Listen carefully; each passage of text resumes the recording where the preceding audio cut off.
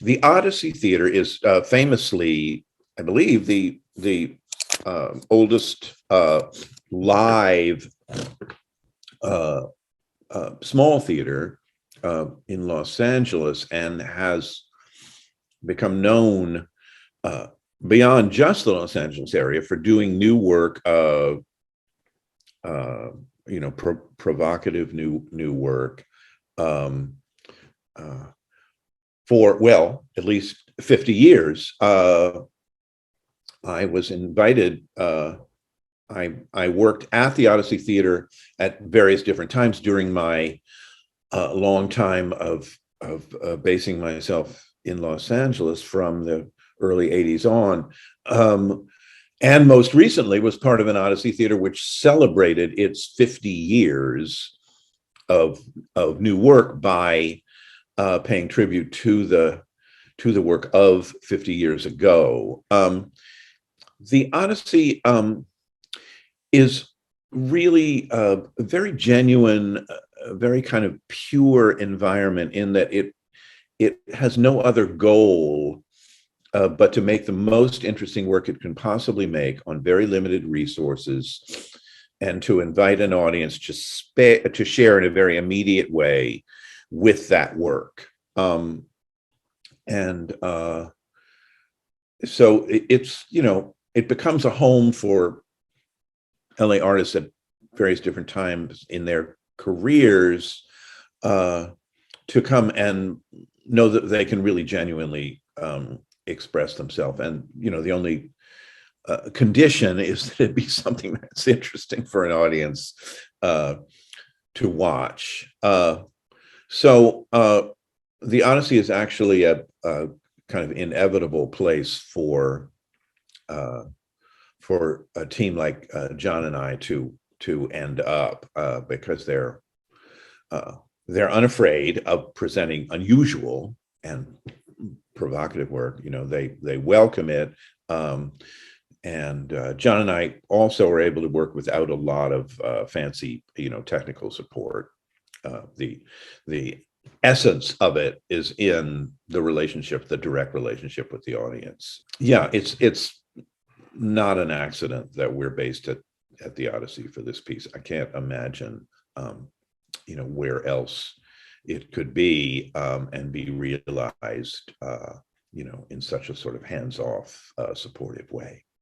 To me, the Odyssey is representative of the kind of nonprofit, truly nonprofit theater facility and organization that is demonstrating for local audiences how expressive different kinds of theater and different kinds of storytelling for the theater can be. This is, in most Western countries, the tradition of nonprofit, subsidized, supported experimental arts, especially theater, goes without saying. It's a cultural given. In this country, it never has been, and so it's from the get-go, from the beginning, it was up to, if your purpose wasn't so much making money as contributing to the culture, you had to run around and scare up support. And, that's not so different from the history of the European countries where, from the Renaissance on, you needed to find your way to the Medicis, so that they would pay for what you were doing.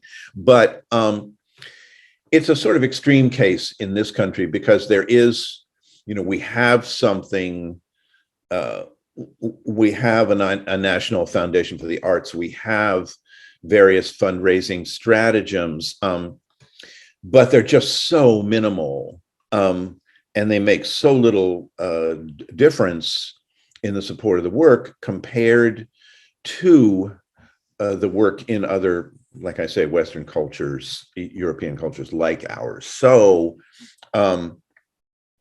someplace like the Odyssey is especially important to see that it stays alive, to say that to watch how it keeps its doors open. And, it keeps those doors open because people can contribute and say, I've been to the Odyssey. I thought it was exciting. I see that they deserve to stay open. I see that they're not going to be able to stay open, just by ticket sales. That's woven into a lot of nonprofit theater all over this country, the regional theaters, so forth.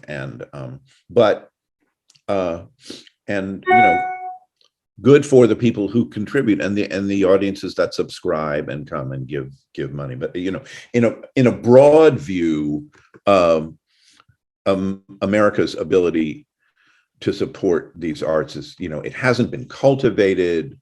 We weren't raised with the idea that things like theater are necessities. So, we have to, each theater almost has to find its own way to its audience, which the Odyssey has been doing for 50 years here in LA.